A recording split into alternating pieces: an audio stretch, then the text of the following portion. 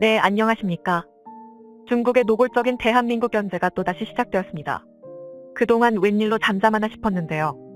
심지어 이번에는 그 실수가 너무나 졸렬해서 경악스러울 정도입니다. 오죽하면 전 세계의 외신도 중국의 행동을 비난하고 있습니다. 얼마나 배가 아팠으면 자칭 대국이 되지도 않는 앙탈을 부리고 있느냐는 건데요. 이런 반응도 당연한 게 최근 중국은 아주 유치한 수작질로 폴란드의 한국 무기 체계 도입을 방해하고 있습니다. 폴란드발 방산 수출은 총 금액이 무려 40조 원에 육박하면서 한국방위 산업의 새 지평을 열고 있는데요. 이는 비단 한국에게만 이득인 사업이 아닙니다. 폴란드 입장에서도 이번 한국 무기 체계 도입 사업을 국방력에 적은 부분을 도려내고 환골탈퇴할 수 있는 천재일호의 기회로 여기고 있습니다.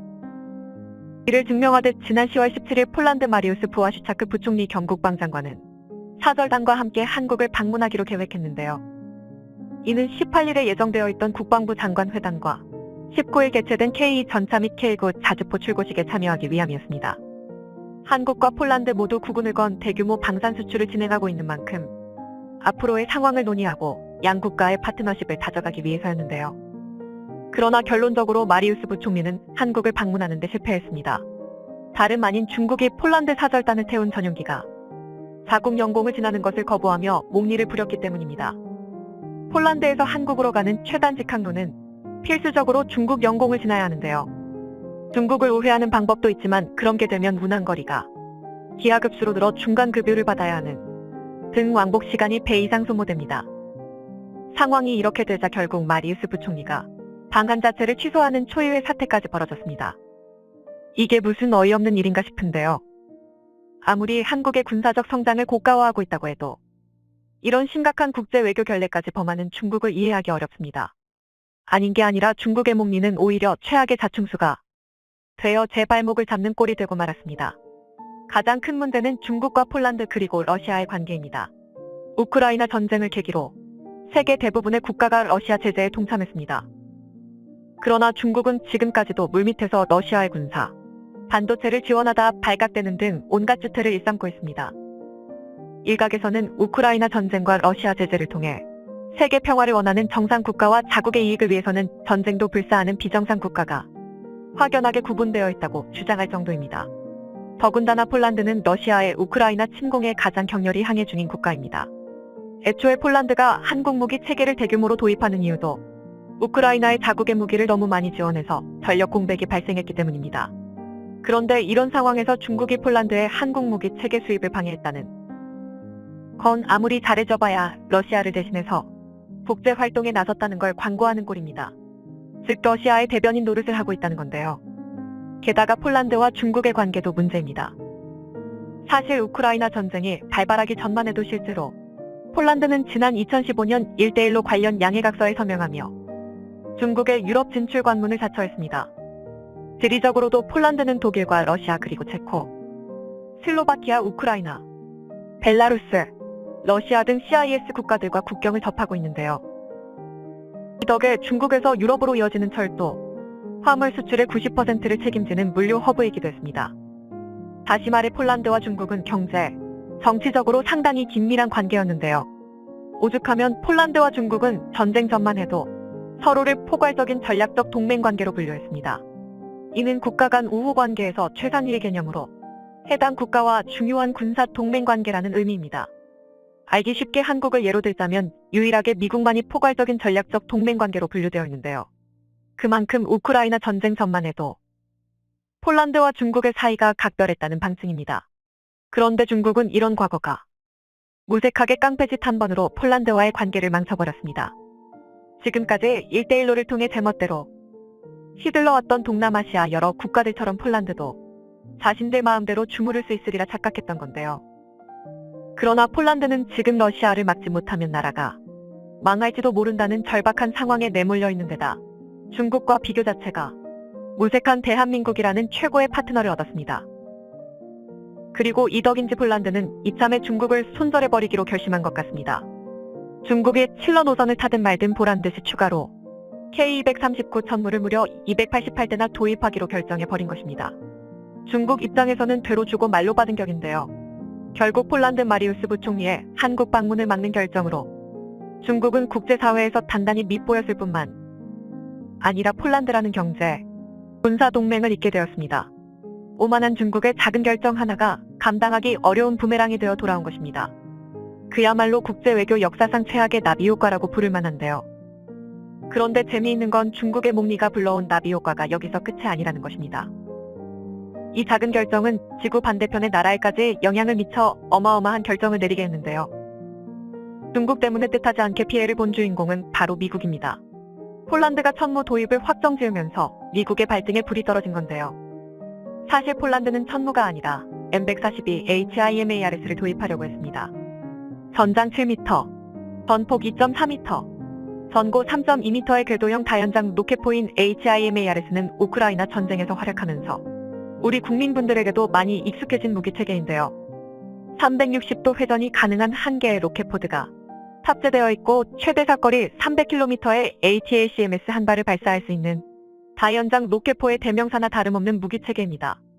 HIMARS는 160초 남짓에 불과한 빠른 재장전 시간과 궤도형인 만큼 최대 시속 85km에 달하는 높은 기동력이 강점인데요.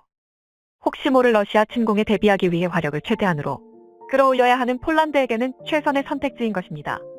그러나 HIMARS에는 아주 치명적인 문제가 있는데요. 미국의 HIMARS 생산력으로는 폴란드가 원하는 납기일에 맞출 수 없다는 것입니다. 그러니까 따지고 보면 천무는 HIMARS 대신 폴란드가 선택한 차선책이었던 셈입니다. 지금 당장 도입할 수 있는 게 천무뿐이니 아쉽지만 꽝 대신 닭을 선택했던 건데요. 그러나 막상 천무의 카탈로그를 확인한 폴란드는 속으로 쾌재를 부를 수밖에 없었습니다. 닭인 줄 알았던 천무가 알고 보니 봉황이었기 때문입니다. 그도 그럴 게 천무의 스펙을 한마디로 종합하자면 HIMARS의 업그레이드 버전이 딱입니다. 그만큼 천무와 HIMARS 사이의 우선 크기는 천무가 전장 9m 전폭 2.9m, 전고 3.3m로 약간 더 큰 수준이고 최대 속도 또한 시속 80km로 HIMARS와 비슷합니다. 하지만 천우의 진가는 화력에서 드러납니다. HIMARS가 기동력을 위해 한 개의 로켓포드를 탑재한 반면 천우는 동일한 기동력을 보유하고 있음에도 360도 회전 가능한 로켓포대를 2개 탑재하고 있습니다. 아주 단순한 계산으로 동일한 조건에서 HIMARS보다 2배 강력한 화력을 투사할 수 있는 것입니다. 다만 한 가지 단점으로는 아직 ATACMS와 동일한 성능의 전술탄도미사일은 발사할 수 없다는 건데요. 그러나 이마저도 600mm 구경의 KTSSME를 개발 중이므로 곧 해결 가능한 단계입니다. 그리고 당연히 로켓포대가 2개나 ATACMS급 화력도 2배인 건데요. 심지어 이처럼 성능은 더욱 우수한데 가격까지 훨씬 저렴하니 폴란드 입장에서는 차라리 HIMARS 대신 천무를 도입한 게 또한 한국으로서도 폴란드가 천무를 도입하기로 결정한 덕에 큰 홍보 효과를 누렸는데요. 전 세계 방산 시장에 HIMARS를 대체할 수 있는 다연장 로켓포가 있다는 사실에 술렁이고 있습니다. 그리고 이로 인해 가장 긴장하고 있는 건 반면 미국인데요. 이를 증명하듯 HIMARS 제작사 로키드 마틴은 월 생산량을 현행 5대에서 8대로 늘리기 위해 6,500만 달러, 한화 약 923억 원을 긴급 투입한 것으로 알려져 있습니다. 가뜩이나 성능 면에서도 밀리는데 생산량마저 따라가지 못하면 그동안 HIMARS가 쌓아놓은 이름값이 무너질 수도 있다고 판단한 건데요. 하지만 소식통에 의하면 HIMARS 생산 라인 증설에는 최소 수개월 이상 필요할 것으로 보입니다. 즉 그 사이에 천무가 전 세계 다연장 로켓포 시장에서 영향력을 확보하기 충분하다는 것입니다. 더군다나 폴란드가 러시아를 맞상대하기 위해 천무를 도입한 만큼 전 세계 방산업계는 천무와 동유럽 다연장 로켓포의 성능 비교에 들어갔습니다. 특히 천무로 러시아가 자랑하는 BM-30 스메르츠를 상대할 수 있느냐가 논의의 중점이 되고 있습니다. 전장 12m, 전폭 3m, 전고 3m의 거대한 몸집을 자랑하는 스메르츠는 동유럽 무기 체계답게 무지막지한 화력이 특징인데요. 300mm에 달하는 로켓을 무려 12발이나 탑재할 수 있습니다. 이는 천무가 239mm 로켓을 12발 탑재할 수 있다는 것에 비하면 분명한 장점입니다. 이렇게 구경이 다르다 보니 최대 사거리에서도 차이 나는데요. 전술탄도미사일을 제외하면 스메르츠의 사거리는 70에서 90km에 달합니다. 여기에 더해 러시아가 양산에 성공했다고 주장하는 최신형 로켓을 사용할 경우 사거리가 무려 200km까지 폭증합니다. 반면 천무는 239mm 로켓을 발사할 경우 최대 사거리가 80km 남짓에 불과합니다. 아쉽지만 화력과 사거리 면에서 천무가 약간 밀리는 셈인데요. 하지만 그럼에도 불구하고 다수의 군사 전문가들은 스메르츠가 아닌 천무의 승리를 점치고 있습니다. 다름 아닌 속도 때문인데요. 일례로 스메르츠는 화력은 강력하지만 한번 로켓을 발사하고 나면 재장전에만 무려 20분이 소요됩니다. 심지어 이건 완벽한 조건이 갖춰진 훈련 상황에서 측정한 시간인데요.